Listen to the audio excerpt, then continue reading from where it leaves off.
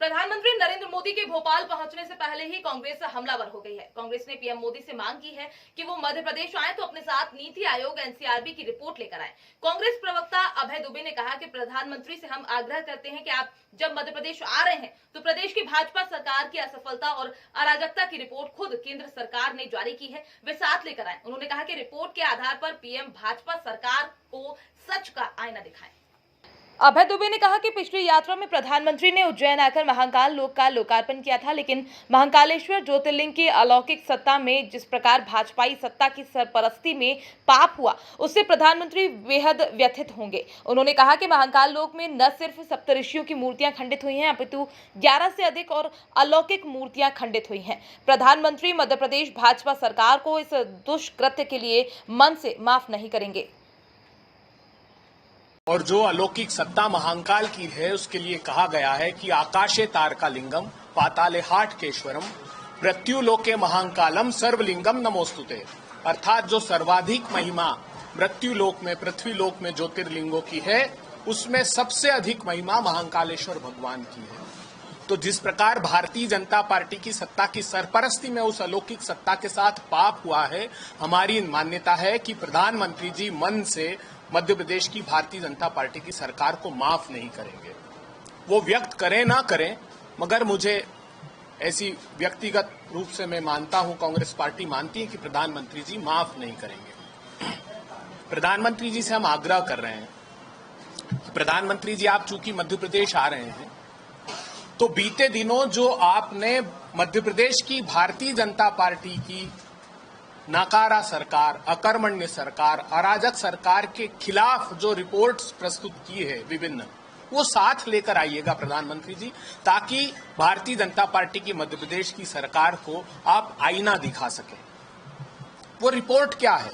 तो स्वयं प्रधानमंत्री जी ने, जिनकी अध्यक्षता में नीति आयोग काम करता है, प्रधानमंत्री जी ने एक रिपोर्ट जारी की। उन्होंने कहा मल्टी डायमेंशनल पॉवर्टी इंडेक्स। प्रधानमंत्री जी स्वयं बता रहे हैं कि समूचे देश में उन 4 प्रांतों में मध्य प्रदेश शुमार होता है जो सर्वाधिक गरीब प्रांतों में आता है।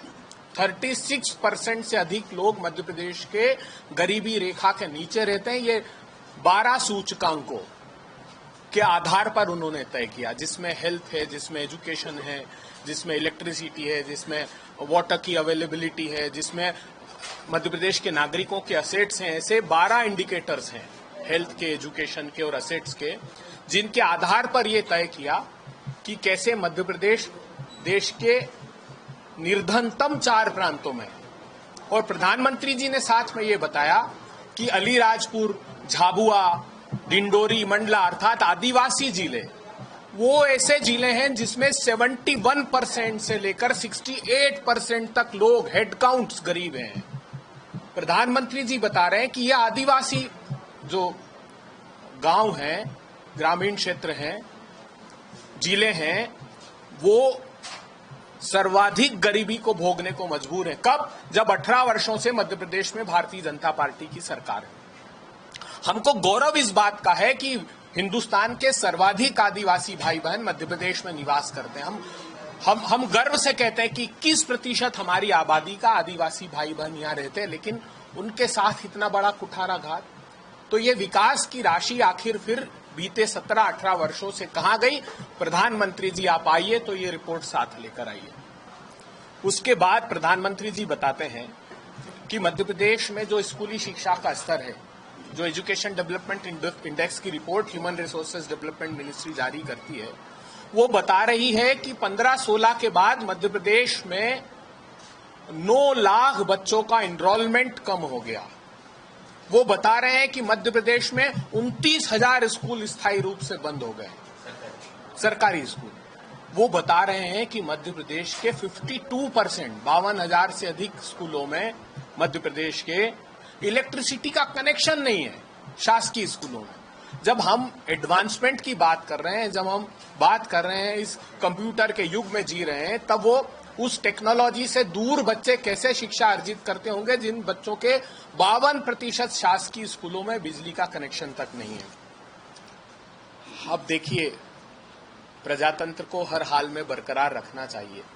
ये बात राहुल जी ने सार्वजनिक रूप से कही, उसको कहने में मुझे कोई परहेज नहीं, मगर आदरणीय भारतीय जनता पार्टी के अध्यक्ष जी को बाला साहब देवरस जी का पत्र भी पढ़ना चाहिए, जो उन्होंने इंदिरा जी की प्रशंसा में लिखा था उस समय जब सरसंघ चालक थे, जब आपातकाल लगा था, और उन्होंने आपातकाल को जस्टिफाई किया था। कांग्रेस पार्टी ने नहीं किया, आज राहुल गांधी जी ने नहीं किया, हम मानते हैं, लेकिन उससे ज्यादा अघोषित आपातकाल आज केंद्र की सरकार द्वारा लगाया गया है। जिस प्रकार संसाधनों की लूट उनकी सत्ता की सरपरस्ती में हो रही, जिस प्रकार संवैधानिक संस्थाओं का दमन किया जा रहा है, आप कल्पना कीजिए कि एक धन्ना सेठ 12 लाख करोड़ की नेटवर्थ बना ले और किसानों की आमदनी खुद मोदी जी बता रहे हैं 27 रुपए रह गई। ऑक्सफैम की रिपोर्ट ने बताया कि 12 करोड़ लोगों के रोजगार चले गए। उसने बताया कि 84% लोगों की आमदनी घट गई। और इस महामारी की विभीषिका में जब प्रधानमंत्री जी कहते थे कि आपदा में अवसर ढूंढो, जब 142 धनपतियों ने हिंदुस्तान में 30 लाख करोड़ रुपए कमाए, तो ये क्या इशारा करता है? ये अघोषित आपातकाल है।